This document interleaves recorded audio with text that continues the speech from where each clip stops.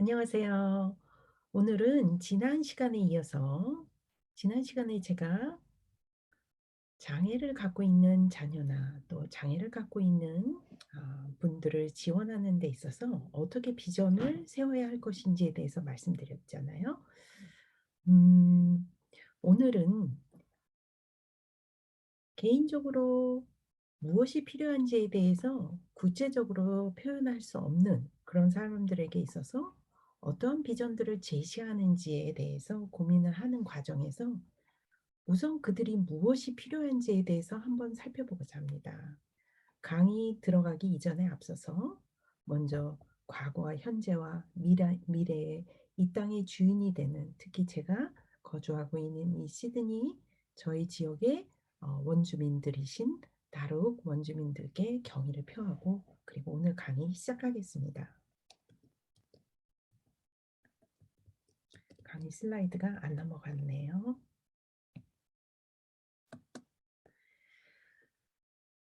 가장 중요한 부분 중에 하나가 용어를 정리하는 건데요. 지금 한국에 계신 많은 사회복지학 또 사회사업학과 교수님들께 제가 굉장히 같은 질문을 여러 번 드렸었는데요. 한국에서는 지금 번역하는 과정에 있어서 필요와 욕구가 굉장히 섞여 있는 그런 모습을 보게 됩니다. 필요라는 것은 우리에게 없어서는 안 되는, 꼭 필요한, 예를 들어서 의식주의 필요, 이러한 단어들을 needs, 필요라고 우리가 표현을 하고, 욕구라는 것은 비록 우리에게 필요는 하지만 그렇지만 그것이 없다고 하더라도 우리에게 절대적으로 필요한 부분에게 영향이 미쳐지지는 않는, want라고 하는 그 부분을 영어식 표현으로 쓴다면 욕구라고 할 수 있는데요. 그런데 한국의 많은 문서에는 사실상 필요 대신에 욕구를 필요로 사용하고 있는 경우를 많이 보게 됩니다. 그런데 제가 여러분에게 드리는 강의들은 사실은 외국에 계신 장애학이라든지 또 사회적으로 열악한 환경에 있는 사람들을 위해서 연구를 하신 외국 교수님들께서, 그러한 박사님들께서 연구하신 내용들을 저희가 한글로 번역을 해서 공부를 하다 보니까 제가 강의를 드리는 데 있어서는 필요와 욕구를 제가 분명하게 좀 구별을 하면서 말씀을 드리는 것이 여러분들이 이해하시는데 좀 더 명확하지 않을까 싶습니다. 그래서 저는 욕구라는 단어 대신에는 필요라는 그 단어, 영어 그대로, 원어 그대로 needs에 대한 필요에 대해서 그렇게 말씀을 드리고자 합니다. 필요의 정의, 사전적 정의를 보게 되면 본능적이고 충동적으로 뭔가를 구하거나 얻고 싶어하는 생리적이고 심리적인 상태라 그랬는데요. 특별히 사회복지학적인 입장에서 우리가 필요를 바라보게 되면 세 가지의 필요를 바라볼 수 있게 됩니다. 인간으로서 우리 모두에게 필요로 하는 인간적인 필요가 있고, 또 기본적으로 우리가 삶을 살아가는 데 있어서 필요한 기본적인 필요가 있겠고요. 그리고 또한 인간이기 때문에, 사회적인 동물이기 때문에 사회적인 필요 또한 우리가 바라볼 수 있게 됩니다. 첫 번째로 인간의 필요에 대한 부분은요, 여러분이 많이 들어서 아시겠죠? 메슬로우의 욕구 이론이라고 그렇게 많이 번역이 되어 있는데요. 제가 말씀드린 대로 비록 이 슬라이드에는 제가 이제 구글에 있는 그 슬라이드를 가지고 온 거기 때문에 다 욕구라고 표현이 되어 있지만 사실은 필요를 얘기하는 것입니다. 생리적인 필요, 안전의 필요, 사회적인 필요, 존경의 필요, 또 자아 실현의 필요. 이 필요에 대한 부분을 먼저 살펴보겠는데요. 1940년도에 메슬로우가 이 인간의 필요에 대한 부분을 이제 소개를 하면서 사실 맨 처음 메슬로우가 이 인간의 필요에 대한 체계를 설명을 한 것은 어, 동기라는 부분을 설명하기 위해서 사실은 이 이론을 펼쳤던 것입니다. 인간이 일단 채워진 그 필요가 채워지고 나면은 그것을 이루고자 하는 동기가 더 이상 일어나지 않는다라는 것을 표현하기 위해서 5개의 단계로서 인간의 필요에 대해서 설명을 했는데요. 첫 번째 단계로 생리적인 필요, 즉 의식주, 우리가 먹을 것, 입을 것, 또 살 곳이 필요한 그 필요를 얘기하는 것입니다. 또한 두 번째 단계는 안전의 필요인데요. 우리 모두가 신체적으로 감정적으로 위험으로부터 보호되고 안전하기를 바라는 그런 필요가 인간으로서 모두에게 있다는 것입니다. 세 번째로 소속감과 애정에 대한 필요인데요. 생리적인 필요와 안전적인 필요가 어느 정도 충족되면은 소속감이나 애정적인 필요가 필요하게 된다라고 그렇게 설명을 한 것입니다. 특별히 내가 소속될 수 있는 집단을 만들고 싶다거나 아니면 동료들로부터 인정을 받고 싶다는 그런 필요가 우리는 조직 사회 안에서 또 가정 안에서 내가 소속된 공동체 안에서 그런 소속감을 필요로 하게 됩니다. 네 번째로 존경에 대한 필요를 얘기를 했는데요. 인간은 어디에 소속되려고 어, 어, 인간은 어디에서든지 소속되려고 하는 그 필요가 어느 정도 만족되면 그 집단으로부터 존경을 받은, 인정을 받고자 하는 그런 필요를 갖고 있다라고 설명을 하는 것입니다. 이 존경의 필요에는요, 두 가지 측면이 있는데 내면적으로 내가 내 스스로를 존중하고 존경하는 자존감이라고 우리가 표현할 수 있죠. 그 필요가 있고 외적으로 타인이나 주변 사람으로부터 내가 인정을 받고자 하는 그 외적인 존경의 필요가 있다는 것입니다. 마지막 다섯 번째의 필요로 자아 실현의 필요가 있는데요. 어느 정도 존경의 필요가 채워지고 나면은 그다음에는 나의 능력을 발휘하고 싶다. 나를 개발시키고 싶다라는 그 자아 실현의 필요가 나타난다라고 그렇게 매슬로우는 설명을 했습니다.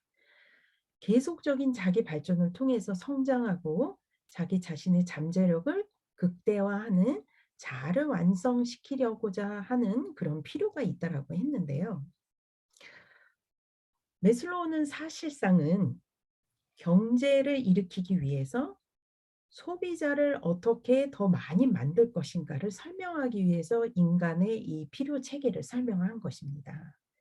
어떻게 보면은 사회학적인 측면에서 이 인간의 필요 체계를 설명한 것이 아니라 경제학적인 측면에서 이 인간의 필요에 대한 5가지의 요소들을 설명을 했는데요. 메슬로우가 강조했던 것은 인간은 만족할 수 없는 필요를 갖고 있기 때문에 그 필요를 계속해서 자극시키면은 거기서 소비성이 일어나고 그것으로 인해서 생산력이 증가할 수 있다라는 것을 강조했던 것입니다.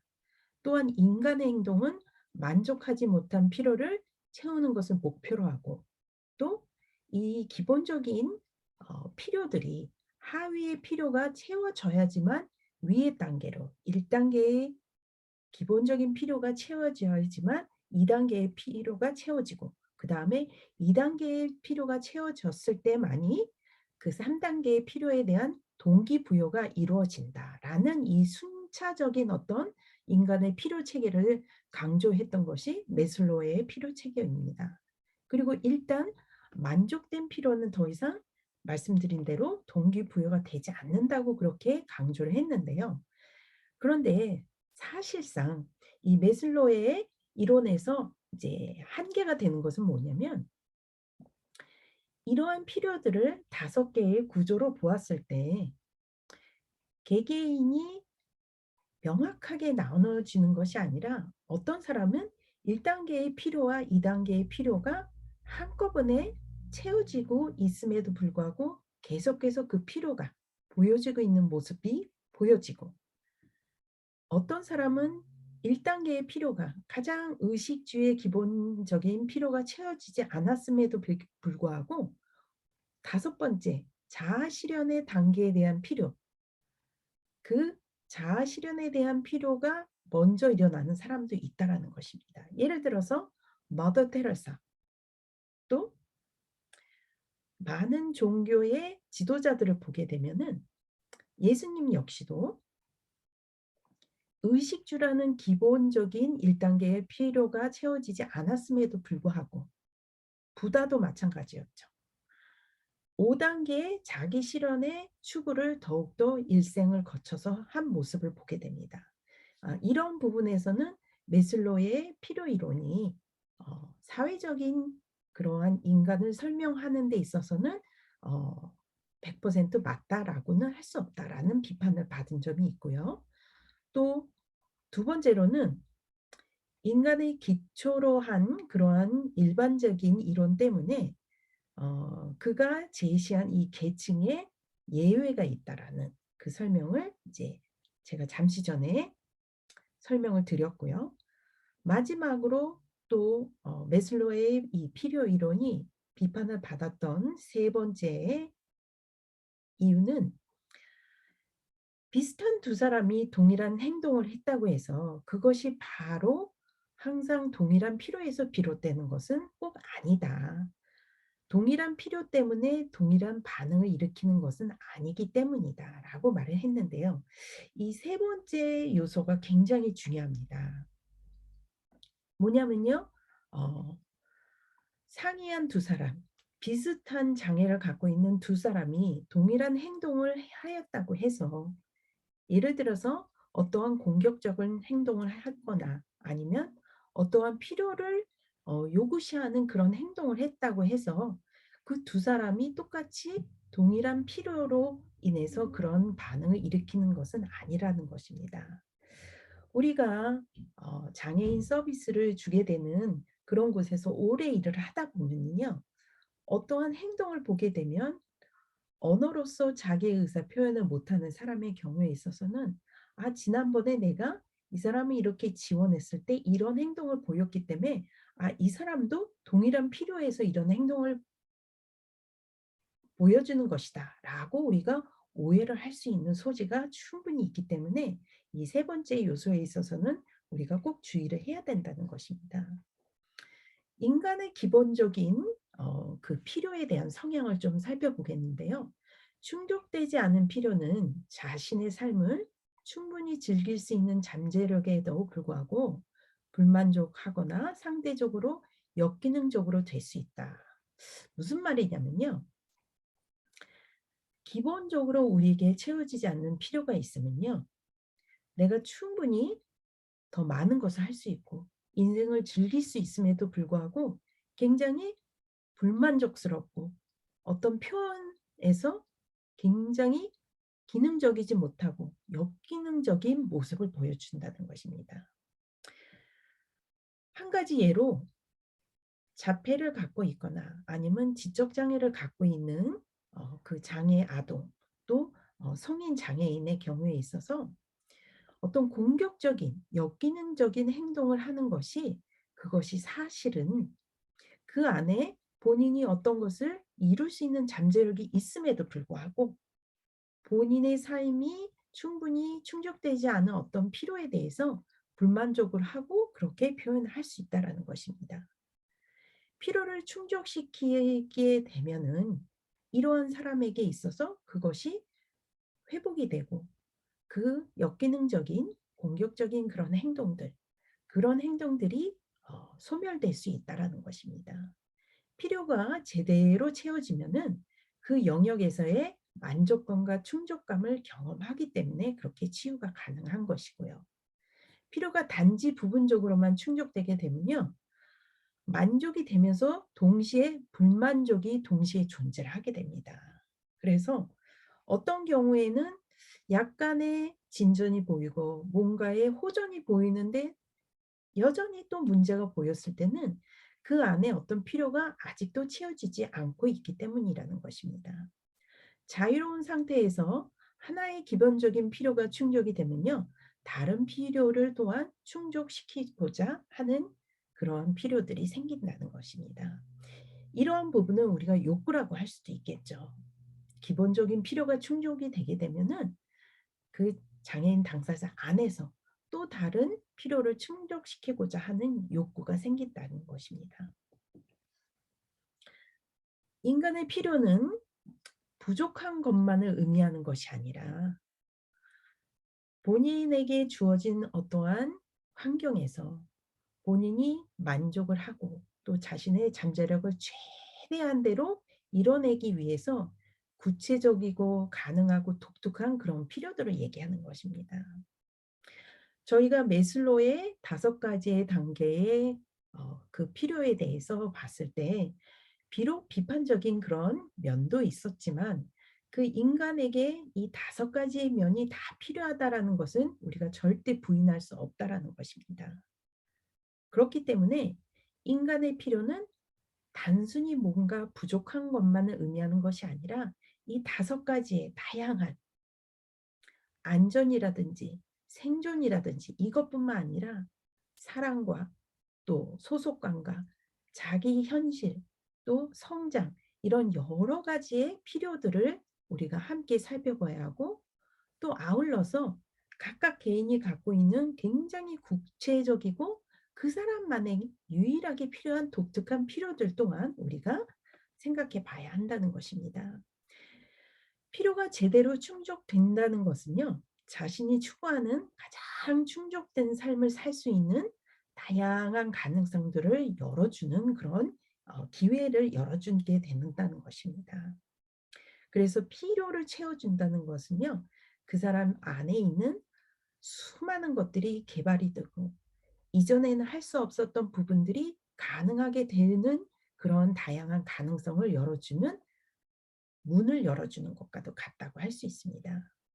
개인의 필요가 충족되도록 제대로 지원받지 못하면은 그 개인의 강점이나 또 그 개인 안에 있는 그 자원이 자신에게 유용한 쪽으로 개발되지 못하게 될 수 있다는 것입니다. 오히려 그 안에서 좋은 점으로 극대화돼서 잠재력으로 키워져야 될 것이 오히려 반대로 역기능적인 곳으로 사용이 될 수 있다는 것이죠.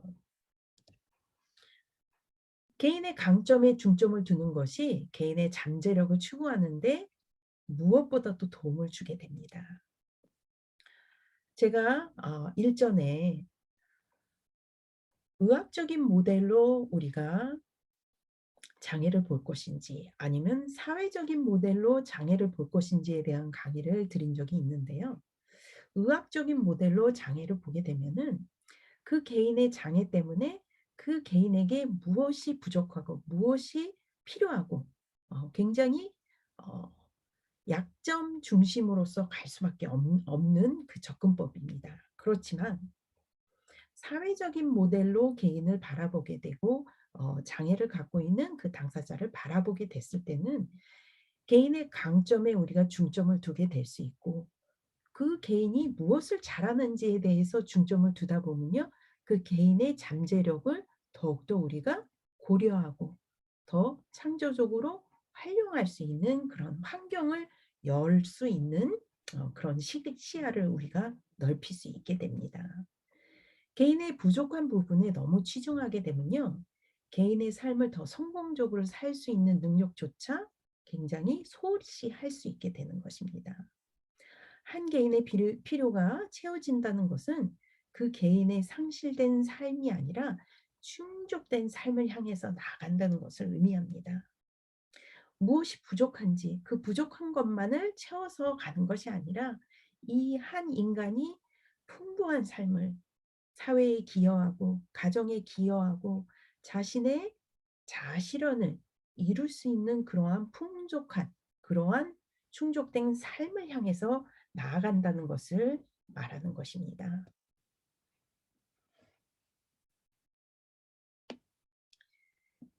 필요를 충족하는 데 있어서 고려해야 할 이 4가지 영역 여러분께서 자녀를 향해서 또 장애를 갖고 있는 성인을 지원하는 그런 입장에서 여러분께서 이 4가지의 영역을 항상 꼭 고려를 해 주셔야 합니다. 첫 번째는 개인적인 생존에 대한 부분입니다. 의식주 문제를 어떻게 충족해 나가고 있는지 먹는 부분에 있어서도요. 그 사람이 원하는 대로 그 사람이 메뉴를 선택할 수 있는지 아니면 본인이 최소한의 기본적인 그런 요리를 해 나가고 있는지 자기가 입고 있는 옷은 자기가 선택을 하는지 자기만의 어떠한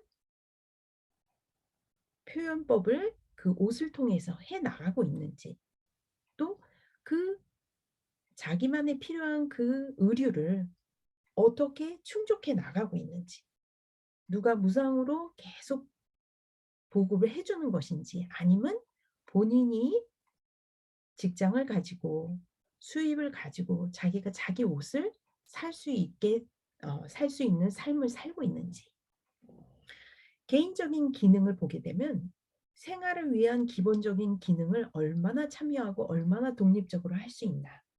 자, 어린아이들, 어린 자녀를 두고 계신 부모님들께서는 성인 자녀도 마찬가지입니다. 그렇지만 어린 자녀의 경우에 있어서는 얼마만큼 기본적으로 본인이 할 수 있는 그 기능들을 지금 독립적으로 해 나가는 연습을 하고 있는지 굉장히 주의 깊게 살펴보셔야 합니다. 매일 하루하루 반복적인 그러한 기능들, 혼자서 숟가락을 쥐고 밥을 먹고 이를 닦고 화장실을 갈 수 있고 내 옷을 내가 스스로 입을 수 있고 신발을 신을 수 있고 양말을 신을 수 있고 물론 신체적인 장애 때문에 불가능한 사람도 있죠, 당연히. 그럼에도 불구하고 그 사람이 최소한 얼마만큼 더 기능적으로 기본적인 기능을 참여하고 있는지. 심지어 휠체어를 타고 있는 장애인이라고 한지언정 그 장애인의 집에 가서 그룹홈에 살고 있는 성인 장애인의 집에 가서 그 장애인을 위해서 모든 것을 서포트 워커들이 다 하나에서 열까지 다 해주기보다는 휠체어를 타고 있고 손의 기능 또 근육의 기능이 아무리 부족하다 할지라도 그 사람이 먹은 설거지를 그 사람이 먹은 그릇들을 본인이 설거지를 할 수 있도록 본인이 독립적으로 못한다면 그 사람의 손을 서포트 워커가 들어서 같이 설거지를 하는 참여하는 모습으로 살고 있는지 아니면 밥을 먹여주고 설거지는 서포트 워커가 다 해주고 집안 청소도 서포트 워커가 다 해주고 분명히 내 집에 내가 살고 있음에도 불구하고 내가 얼마만큼 기본적인 기능을 참여하고 있는지 꼼꼼하게 질문을 해보지 않을 수 없는 부분이라는 것입니다. 세 번째로 평범한 삶을 위한 필수 조건으로 비슷한 나이대의 비장애인의 생활과 얼마나 유사한지를 살펴보아야 합니다. 자, 이 부분이 왜 중요한지는 이제 SRB라는 사회적 역량 강화 이론을 여러분이 좀 더 심도 있게 배우게 되시면 알게 되실 텐데요. 같은 나이 또래, 우리 아이가 초등학교 1학년이면 그 같은 나이 또래의 초등학교 1학년의 생활과 우리 아이는 얼마나 유사한지를 비교하셔야 합니다. 또한 끝으로 개인의 꿈, 개인이 가능한 성취는 무엇인지 개인적인 성취에 대해서 또한 고려를 하셔야 됩니다. 지금 여기 적고 있는 개인적인 생존에 대한 필요, 개인적인 기능에 대한 필요, 평범한 삶을 위한 필수적인 요건에 대한 필요, 개인적인 성취에 대한 이 필요는 메슬로가 얘기한 5가지 그 필요의 요건과 굉장히 흡사합니다. 그런데 이것을 단계적으로 설명하기보다는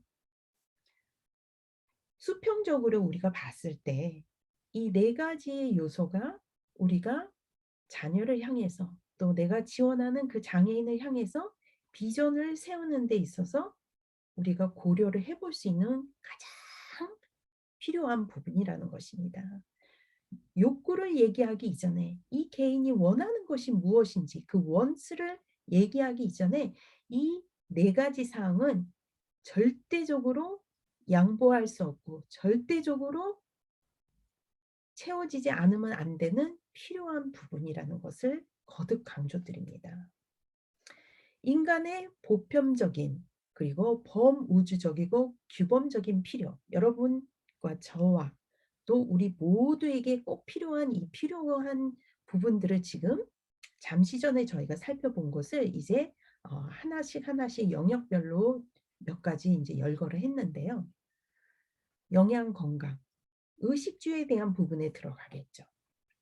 권리 주장, 권리 행사, 일에 대한 부분, 직업, 경제력, 생활력, 자치권, 가치 평가, 존중, 사회에 있는 사회적 역할, 그러한 이미지, 사회 참여, 유동성, 취약성 안전장치, 보조기구, 배움 성장 경험, 교통수단, 취미 여가, 의사소통, 영성 종교 삶의 의미, 정체성과 문화, 관계, 주거 환경, 집, 가정. 자, 여러분 지금 여기 열거되어 있는 내용들을 보시면요. 우선 여러분이 여러분 스스로 나는 과연 이 열거되어 있는 요소들에 어느 정도 그 필요가 채워지고 있는지 한번 체크를 한번 해보세요. 그렇다면 어린아이의 경우 그리고 지금 성장하고 있는 초등학생, 중학생, 고등학생 아직 성인이 되지 않는 우리 어린 자녀를 키우고 계신 부모님들의 경우에 있어서는 자녀들이 이 슬라이드에 보여지는 모든 요건들을 지금 다 그 필요를 채우고 있지는 않을 것입니다. 왜냐하면 어린아이의 경우에 있어서는 직업이 아직 없겠죠. 또 그 아이의 영성이나 종교적인 삶의 의미가 아직 형성이 안 됐을 수도 있겠죠. 그렇지만 이러한 부분을 위해서 준비해 줘야 한다는 것을 이제 여기서 적고 있는 것입니다. 여러분이 지원하고 계신 부분이 성인 장애인의 경우에 있어서는 지금 여기 열거한 부분에 있어서 얼마만큼 그 사람의 필요가 채워지고 있는지 한번 깊이 살펴보셔야 할 것입니다.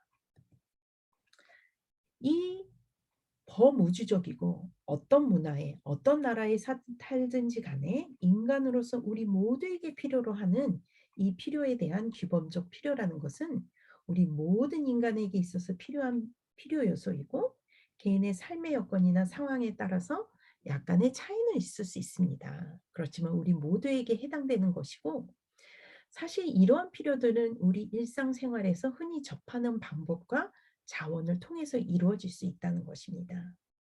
결과적으로 이 필요는 적절한 지원과 적응이 함께 보완이 되어야지만 가능할 수 있다는 것입니다. 오늘 강의를 통해서 제가 여러분께 강조를 드리고 싶은 것은요. 우리가 비전을 수립하는 것에 대한 중요성을 계속해서 거듭해서 강조해 드렸고 그 비전을 수립하는 데 있어서 가장 중요시되고 가장 필요시되는 그 필요의 부분을 오늘 한번 같이 살펴본 것입니다. 이 강의 내용을 다시 한번 반복하시면서 내가 지원하고 있고 내가 키우고 있는 장애를 갖고 있는 내 자녀에게 있어서는 어떤 필요들이 지금 채워지지 않는지를 한번 살펴보시는 그런 시간 되었으면 좋겠습니다. 오늘 강의 참여해 주셔서 감사합니다.